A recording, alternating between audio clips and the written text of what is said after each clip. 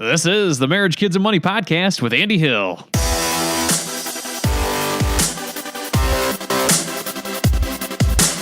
This show is dedicated to helping you strengthen your family tree and live financially free. Thank you for being here today.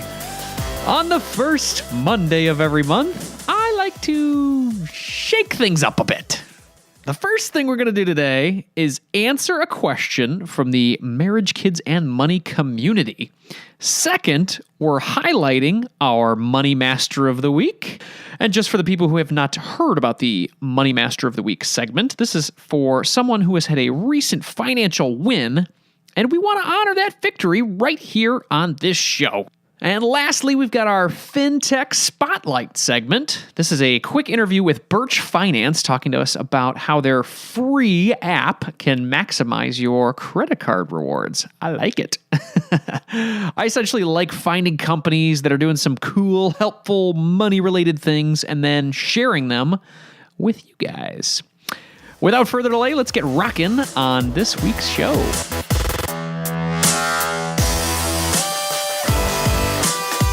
Our question of the month comes in from Ryan from Pittsburgh. Hey, Andy. I've been listening to your show for the past few months, and I like the way that you and Nicole partner together to meet your financial goals. It's inspiring me and my wife, who is also coincidentally named Nicole, to do the same. We've been following the Dave Ramsey baby steps and recently paid off our last debt. When we got focused, it really only took us about 2 years to pay off our $60,000 in debt. That's awesome. We both had car loans, student loans, and a little bit of credit card debt. Now that we're debt-free, we want to start saving up for retirement. We've been delaying our retirement investing based on Dave's advice to hold off until you're debt-free. I feel like we're way behind, though, he says. We're both 30, and we barely have anything in our retirement accounts. Early last year, we were able to get our student loans down to around 3.5% with SoFi. I was happy with the results of the refi, but at the same time, the markets were skyrocketing. It felt frustrating that I wasn't in it. I was saving 3.5% while the market was doing 18%. Also, my company matches 20% of my 401k deposits. I felt like I was on the sidelines during a huge game that I wasn't able to play in. Anyway, back to my question for you. Nicole and I are ready to start investing for our retirement. We're planning on meeting with a SmartVestor Pro through Dave Ramsey's site to guide us in the right direction. Since this is brand new for us, do you have any suggestions on how to start? Have you used a broker before? Any lessons learned? ? By the way, our household income is around $150,000. Awesome. We have no kids, but we're thinking about it in the next couple of years. We live outside of Pittsburgh, and we have $30,000 in an emergency fund. I'm not sure you need this information, but here it is anyway. I do. Thank you very much, Ryan. Any insights you can share would be great. Keep up the great work on the show. Ryan. Thanks for writing in, Ryan. $60,000 in 2 years. That's an incredible feat. Congratulations, man. Very cool. You and Nicole. By the way, another incredible move on your part, marrying a woman named Nicole. That was definitely one of the best investments I've made personally. So congrats there, as well as paying off the $60K. Before we get into your question, I wanted to comment about your thoughts about stopping your retirement investing during the debt payoff process. This is actually a huge concern or a comment that I get quite a bit. I coach the Financial Peace University at my local church, and I do hear this a lot about the baby steps. It's a frustration that people have. To give you non-Dave Ramsey folks a bit of background, Dave Ramsey's advice is to stop all retirement investing, or not begin it for that matter, until you're consumer debt free. So that's credit cards, student loans, medical debt, personal loans, things like that. In his eyes, all of your non-mortgage debt should be gone before you invest for retirement. I'm going to put a link in the show notes to an article where he outlines his thoughts on this. I understand the rationale with his advice for sure. A lot of people dip into their retirement savings during emergencies when they're in debt or don't have the necessary cash available through something like an emergency fund. I was looking at an article on CNBC from 2016, and it said 1 in 10 workers has taken a hardship withdrawal from their retirement for reasons ranging from medical expenses to home repairs to covering home payments like rent or mortgage. So in this case, these people needed fast money right away, and their only option was to pull it from their retirement. And this causes massive losses. So for example, if you're using it out of your 401k, early withdrawal, 10% penalty. And also you got to consider the taxes since the initial deposit for your 401k was pre-tax. So depending on your tax bracket, you could be looking at like a 40% hit on your money. Ouch. But this is the reason that Dave gives that advice. He wants to avoid this massive loss, or he wants to avoid you utilizing retirement as your emergency fund. So with no debt and a healthy emergency fund, you're less likely to pull from your retirement when you really need the money. But in your case, I actually don't agree with the baby step process. You have a unique scenario based on your income and where you guys are in this process and the fact that your company matches your money. I really feel like you need to be taking advantage of that free money. 20%, that's a great match. If you were able to max out your contributions this year, that would be $3,700 of free money. Free money. You got to go for the free money. But I think Dave's policy here is a tough one. And I'm not really sure it's a one size fits all. I think he speaks to a mass market. All in all, it's good advice for most, but not for your specific situation, Ryan. So anyway, this is just sort of a mini rant, a side rant before we get into the heart of your question. It's all water under the bridge, now. But I thought I wanted to just go through this a little bit to, share that piece of advice with you. But obviously, the people who are listening mostly, that leaving free money on the table, especially when you get that 401k match, I don't agree with. But lots of other things that Mr. Ramsey does, I do agree with. So let's jump back into your question.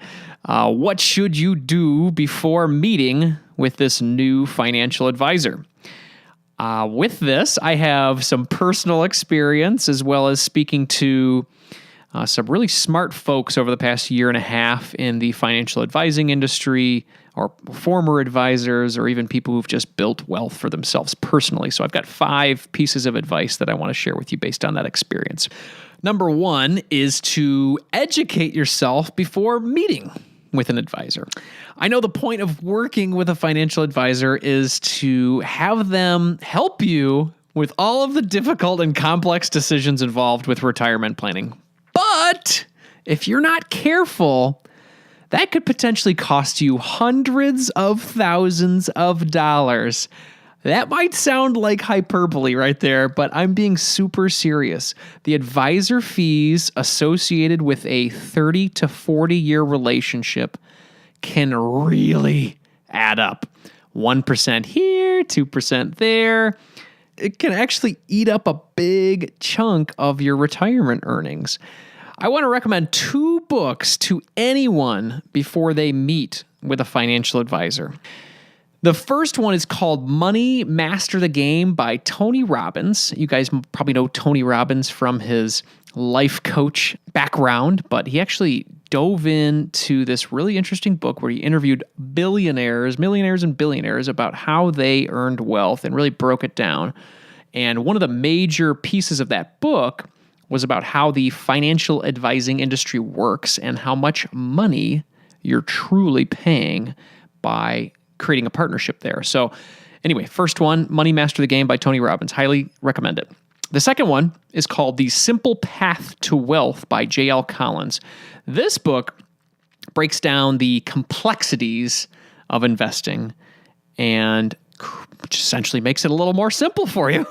And it also highlights the power of index funds, which a lot of the people I've spoken to over the past year and a half, a lot of the self-made millionaires, personal finance experts, people who've created financial independence for themselves, they are using these index funds and saving themselves a ton of money. Anyway, both great reads, Money Master the Game and The Simple Path to Wealth. But after reading these two books, you may want to do the investing yourself. Number 2, find a fiduciary. It's the F word. It's a good F word. Let's say after reading those books, or if you didn't want to read the books, that's okay. You could not read them. You're still very much interested in having an advisor help you. That's cool. I get it. I'll relent. Not everyone wants to manage their retirement investing. So I'll back off there. If you're going to go with the advisor, I'd suggest looking for a fee-only certified financial planner, CFP, that is a fiduciary. Okay, I said a lot of things there. Fee-only, certified financial planner, fiduciary. Let me break those down. Fee-only, that means the advisor will not earn a commission from selling you products. Certified financial planner, a CFP. This is a professional certification that is essentially the standard of excellence in the financial advising world. And the last one, fiduciary. This is my favorite one. This is someone who is morally, ethically, and legally bound. They have a duty to act in your best interest. Not their best interest or their wallet's best interest, your best interest. This is the type of person I'd want in my corner fighting for me, Ryan. Now, I'm not positive that the SmartVestor Pro in your area will fit this criteria, but if they do, that's awesome. If not, I'd look elsewhere. XY Planning Network is a great option to consider. I'll put that link in the show notes for everybody to consider. Number 3, FINRA broker check.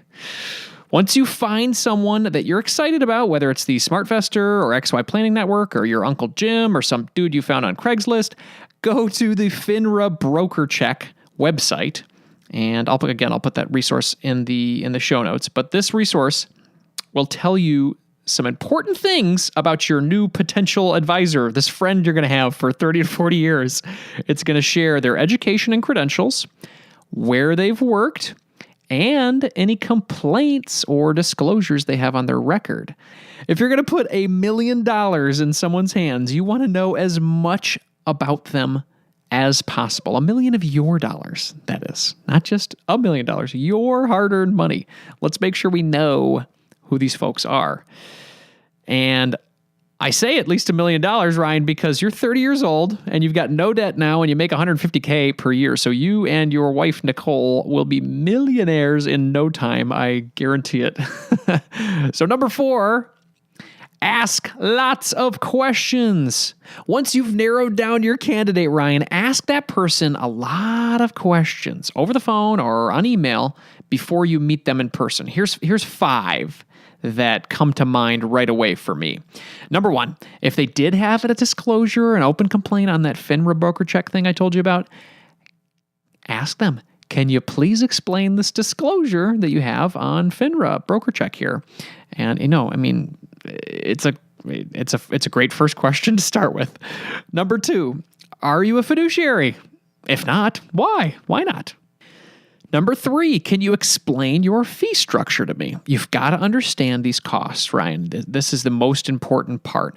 Let them know if you don't understand the cost or fee structure of something, anything in life, you don't pay for it. So that's just Ryan's policy. So you need to understand it before you move forward. And they're going to do a good job explaining it when you break it down like that.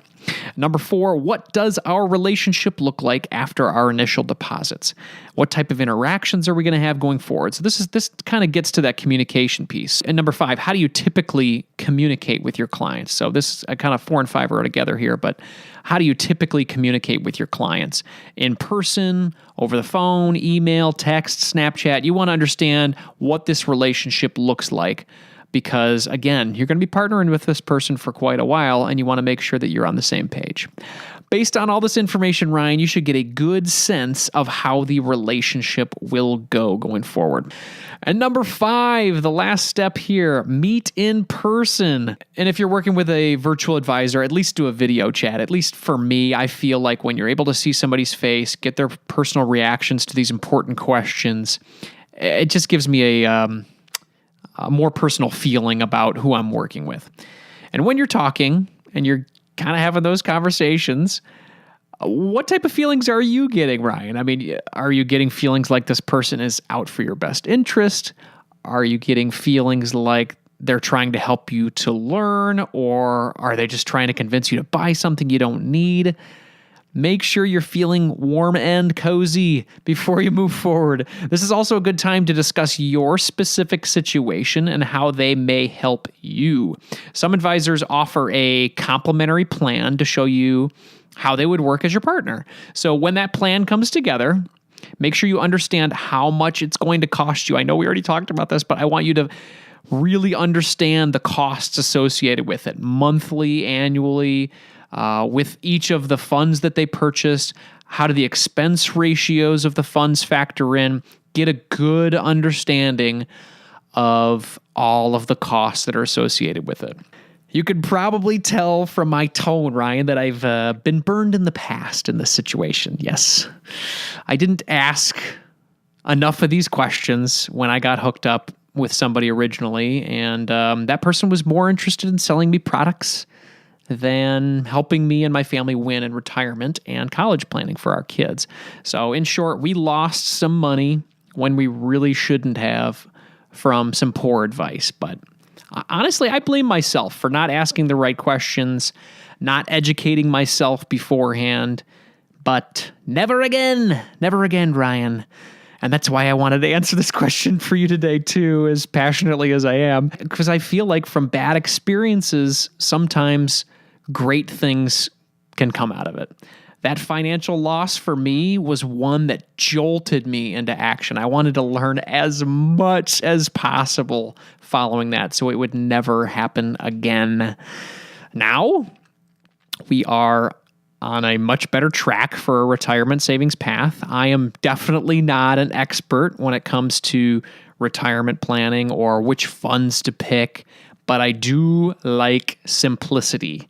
And sometimes the quote-unquote experts, they can drive you in the wrong direction. They can make things seem a little bit more complicated than they really need to be and unsimplify it. So, rant over. So let's recap. Number 1, educate yourself before meeting with an advisor. Number 2, find a fiduciary, somebody who wants to work in your best interest. Number 3, use that FINRA broker check to get a little background on your potential partner. Number 4, ask lots and lots of questions over the phone or on email. And then number 5, meet them in person to make sure you're getting that warm and fuzzy feeling, because this is somebody you're going to have to work with for the next 30 to 40 years, Ryan. I hope that answers your question, Ryan. I wish you and Nicole the best of luck with your retirement planning. And please let me know how your search goes for this ideal partner. Now it's time to announce the Money Master of the Week. Jessica from Michigan connected with me about a recent debt-crushing win. She paid off $70,000 of student debt in 26 months and is now loving her new debt-free life. When I asked her how she did it, here's what she had to say. That's really the million-dollar question. Ever since I started this, or announced to people that I paid off all this debt, it's what everyone keeps asking me. But really, there's no top secret way to getting out of debt. It's more about making a conscious decision every day to save money. So that's making your morning coffee at home rather than spending $6 on a Starbucks latte, or packing your lunch every day, or avoiding places that will tempt you to spend money. Like for me, that's online shopping. So unsubscribing from all those emails and really just staying disciplined with yourself and learning to say no. And along with that, it's really creating a detailed budget every month that outlines, every little expense that you're going to have and sticking to that budget. And if you do have larger upcoming expenses, really planning ahead for those. Like, for example, this Christmas, I actually sold a bunch of clothes and shoes that I had that I no longer needed to cover my Christmas budget for all of my friends and family, just so I didn't have to take that extra money out of my regular monthly budget. So it's planning ahead. It's getting a little creative with the ways to make money on the side as well. Jessica also shared that one of the secrets to her success was surrounding herself with positive people and positive messages. It's really critical to immerse yourself with good influences. So, like, for example, when I would get ready for work in the mornings, I would listen to Dave Ramsey podcasts or watch YouTube videos of people, explaining how they paid off all of their debt. So, it's watching things like that. It's listening to things like that, every morning or every day on your commute to work, just to get yourself motivated and hyped up for the day. And then you can also join, there's a lot of financial groups that are on Facebook that I'm a part of.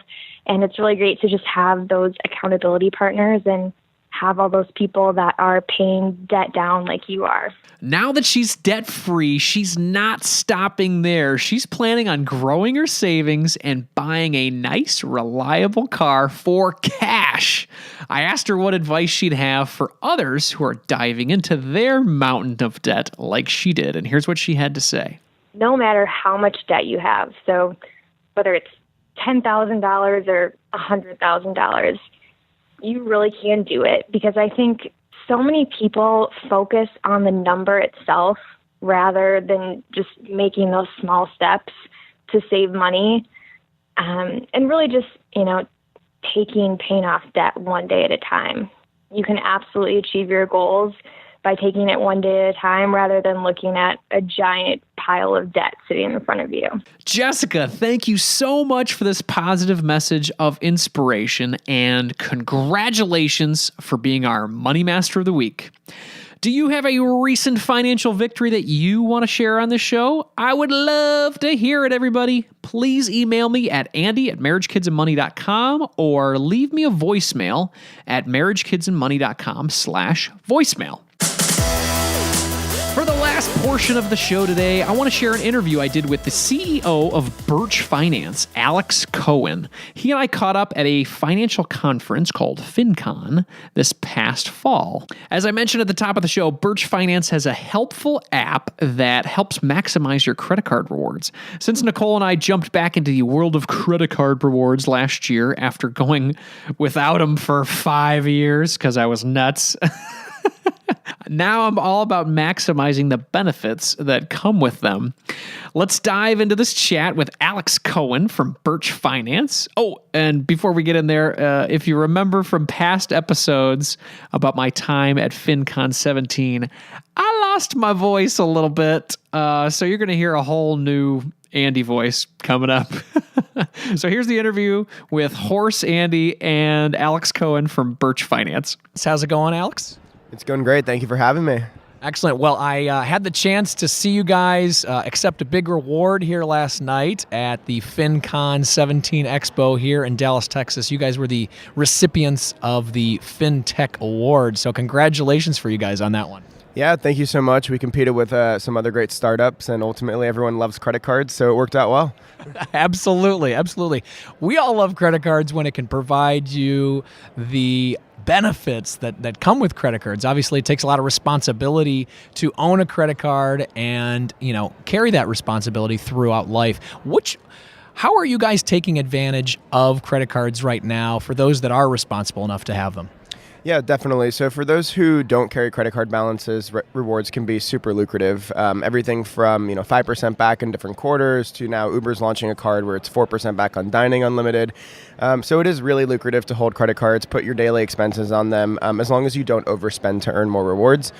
So what we do is we track and manage all the different reward programs from about 175 different credit cards.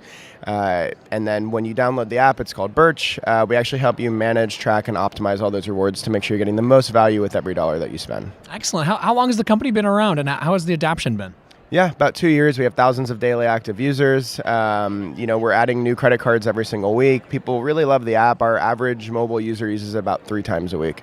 Wow. Yeah, I see this being very applicable to me and my wife in our situation. Before we got on and started recording, I was telling you that we decided to go credit card free after going through Mr. Dave Ramsey's program. And there was lots of benefits of going through the program. Really enjoy his message. The ability to have credit cards and use them responsibly is something that my wife and I found out that we actually could do after a little while there. And, my wife, God bless her heart, stuck with me through the whole process. And then over the past couple of years, we've gone back and realized, wow, there's some really great benefits of utilizing credit cards and taking advantage of them. So walk me through a typical interaction of somebody signing up for Birch and how they would go through the process. Yeah, absolutely. So you can either sign up on the web at birchfinance.com or download the app on the App Store. We are building Android, so sorry to all the Android users out there. So what you would do is you'd sign up, you'd link your online bank accounts, just like if you're going to American Express or Chase.com. We send those credentials over to the bank, then we drop them off. So from a security perspective, we never store any usernames or passwords, any personal information. Then once you link those accounts, you tell us what cards they are. So it could be a Chase Freedom card, a Sapphire Reserve, a Discover It. I mean, we support around 175 credit cards now. And then we get right to work. You tell us what you want to optimize for. So if you want to earn flight rewards or hotel rewards, it all depends on your specific situation. Then once you're in the app, we show you where you could have better used your cards over the last year. So what your actual spending was, what you missed out on, and what you could be doing better based on the cards you already have.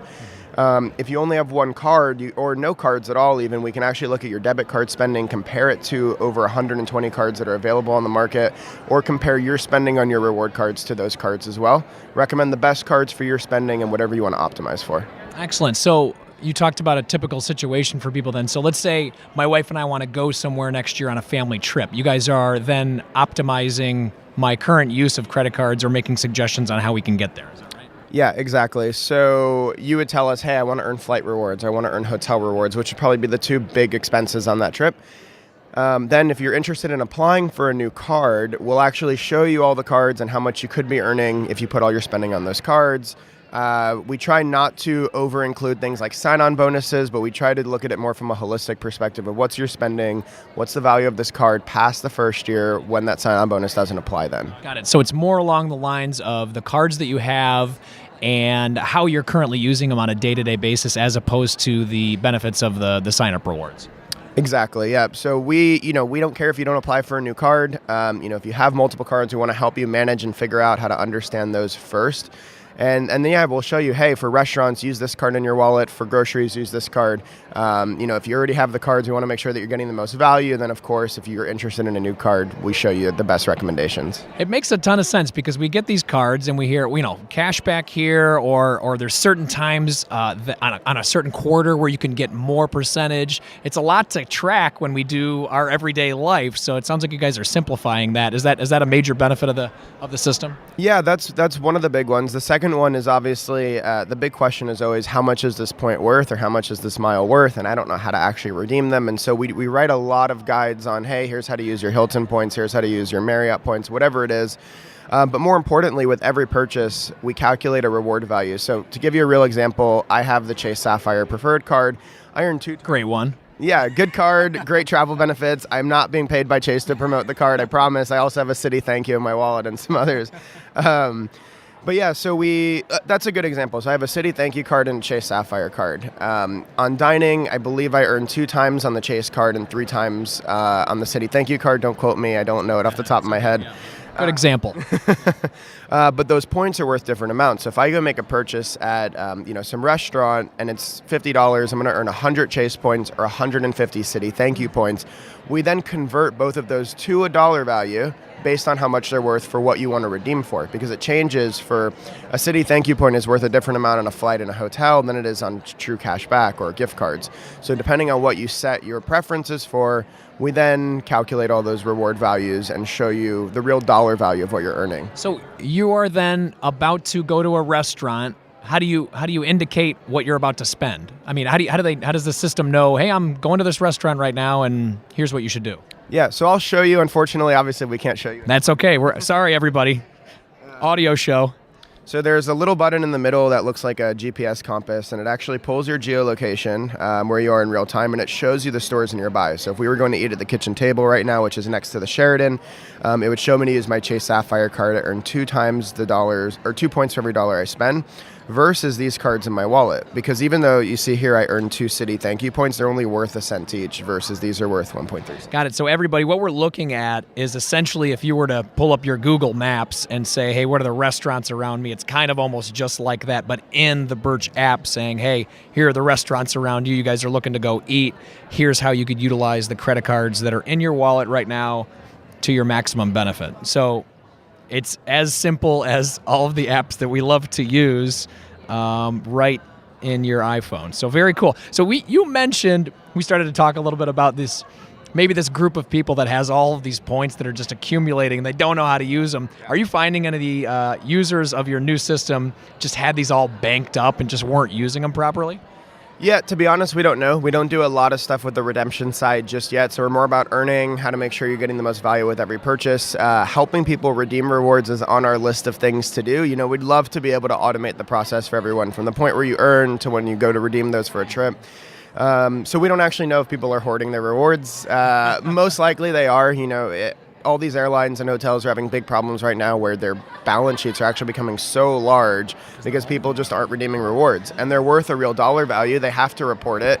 And for example, I believe that a study came out with Bloomberg where American Airlines' value, like the total value of the points outstanding, is larger than the market cap of their entire company. That is insane. I mean, these people with the million-mile travelers or 10 million-mile travelers, that totally makes a lot of sense. So every company has to make money. We're very transparent here at Fincon. How does your business model work? Are people expected to pay a monthly fee for this service? How does it work? No, so it's totally free for consumers. We're also very transparent about how we make money. When you apply for a card, we may get a kickback from the credit card company.